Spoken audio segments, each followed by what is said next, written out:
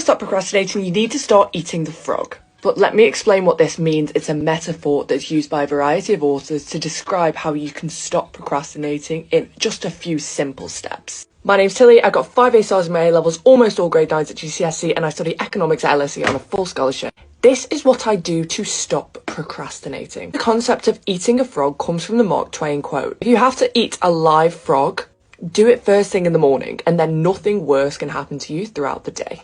And the premise of eating a frog is doing your hardest task first, because obviously eating a live frog is hard. There's so many books about it. There's one by Brian Tracy. But the way in which you're going to do this hardest task is to break it down into clear, actionable steps and then do the hardest but the most effective thing first. For example, let's say in a day that I've got plans to see my friends, but I've also got plans to do maths revision. The hardest thing here is obviously the maths revision, so I'm going to do it first. And then within that, I need to break it down into what I'm going to do.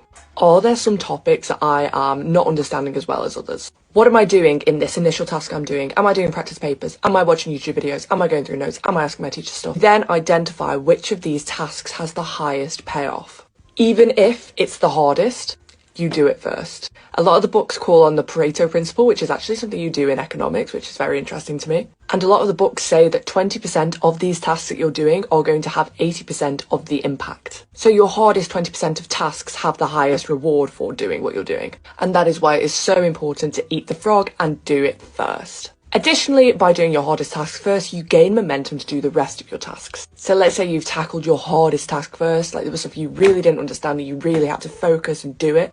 Then doing your homework on another topic that you find much easier, you have momentum to do it and you think, yes, you feel accomplished, you can do it more easily and you're more motivated. However, please bear in mind that this doesn't work for everyone and it is a theory. Just like anything, some people actually prefer to do their easier tasks first, but some people find it easier to do the hard task first, and that's what all these books about eating the frog is about.